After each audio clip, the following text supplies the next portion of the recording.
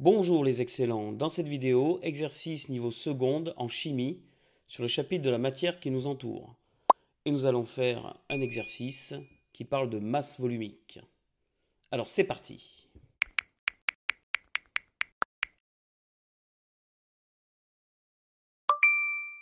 Identification d'un métal. On dispose d'un échantillon pur d'un métal gris que l'on souhaite identifier. Pour cela, on réalise les expériences décrites ci-dessous. Donc ici, on a un dessin qui nous est présenté. Donc on observe que dans chacune des deux situations, on a une balance sur laquelle est installée une éprouvette graduée qui contient de l'eau. Et la différence entre la situation de gauche et la situation de droite, c'est que dans la situation de droite, on a en plus déposé ce fameux métal gris dans l'éprouvette graduée. Et puis on a un tableau qui nous donne les masses volumiques de quelques métaux en kilogrammes par mètre cube. Alors première question. À l'aide des expériences réalisées, déterminer, petit a, la masse de l'échantillon testé. Donc qu'est-ce qu'on voit? On voit que en fait, bon, la balance c'est la même comme j'ai déjà dit, l'éprouvette graduée c'est la même, la quantité d'eau à l'intérieur en fait c'est la même.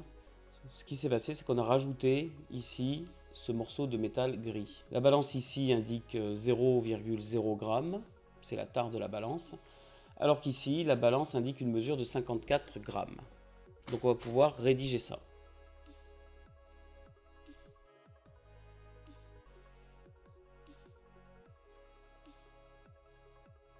Donc d'après l'expérience de droite, dans laquelle on a introduit l'échantillon de métal dans l'éprouvette graduée, on a la masse de l'échantillon, M égale 54 grammes. C'est ce qu'on observe, je le répète, sur l'indication de la balance. On va pouvoir passer à la question B. Déterminer le volume de cet échantillon. Comment va-t-on déterminer le volume? Eh bien grâce à l'eau qui est à l'intérieur de l'éprouvette graduée. Puisqu'on voit que ici, on avait une quantité d'eau qui allait jusqu'à 40. Alors évidemment, il s'agit de 40 millilitres, n'est-ce pas? Ça ne peut pas être 40 litres, ça ne peut pas être 40 décilitres ni 40 centilitres, ce serait beaucoup plus grand que ça. Donc là en fait il s'agit de 40 millilitres. Donc ici on a un volume indiqué de 40 millilitres et ici un volume de 60 millilitres. On en déduit que le volume de l'échantillon vaut 20 millilitres, c'est-à-dire les 60 millilitres observés dans la deuxième expérience, moins les 40 millilitres observés dans la première expérience. Nous allons rédiger ceci.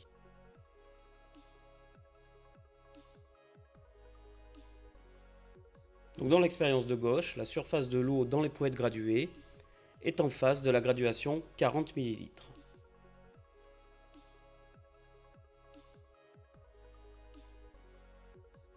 Dans l'expérience de droite, après ajout de l'échantillon, la surface de l'eau est maintenant en face de la graduation 60 ml.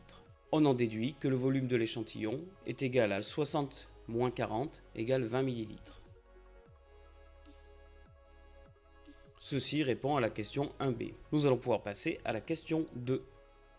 De quel métal est-il constitué? Justifié. Alors, grâce à la question 1, on connaît la masse de l'échantillon et on connaît le volume de l'échantillon. Maintenant, on nous demande de quel métal s'agit-il. Pour savoir de quel métal s'agit-il, nous allons utiliser ce tableau qui est donné dans l'énoncé. Que nous dit ce tableau? Alors dans ce tableau, on a différentes colonnes et on voit que chaque colonne concerne un métal. La première colonne, c'est le cuivre, ensuite le fer, l'aluminium, le magnésium. Et la deuxième ligne nous indique, pour chacun de ces métaux, la masse volumique du métal. Et c'est indiqué ici, qui nous est donné en kilogrammes par mètre cube. La masse, donc nous allons calculer la masse volumique de notre échantillon. Et par comparaison avec les données qui sont indiquées dans le tableau, nous allons déterminer de quel métal il s'agit. Calculons la masse volumique de l'échantillon. Alors la masse volumique, on peut la noter par exemple ρ. Mais une chose à savoir, il s'agit de la masse de l'échantillon divisée par son volume.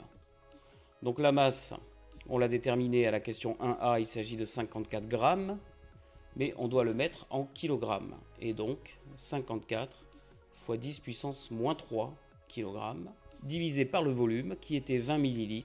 Alors 20 ml, on doit bien sûr le convertir en mètres cubes. Pour cela, comment fait-on? On peut déjà commencer par convertir les 20 ml en litres. Donc c'est 20 fois 10 puissance moins 3 litres.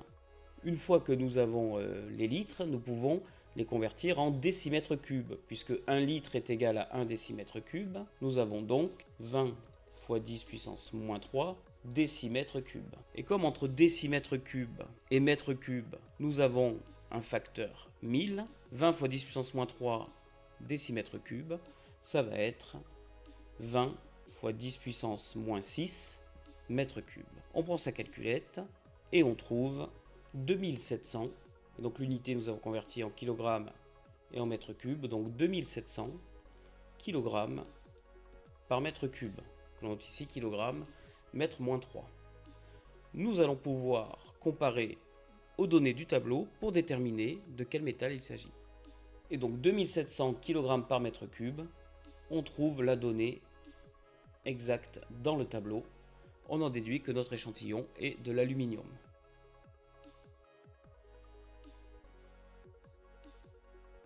D'après le tableau des masses volumiques, notre échantillon est donc de l'aluminium. Nous allons pouvoir passer à la question 3.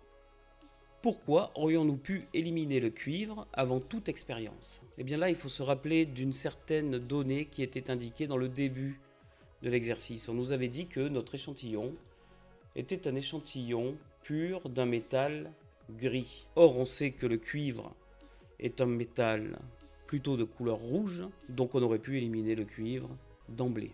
Le fer, ça peut être gris, l'aluminium aussi, le magnésium également, mais le cuivre étant rouge, on aurait pu l'éliminer avant toute expérience. C'est ce que nous allons rédiger.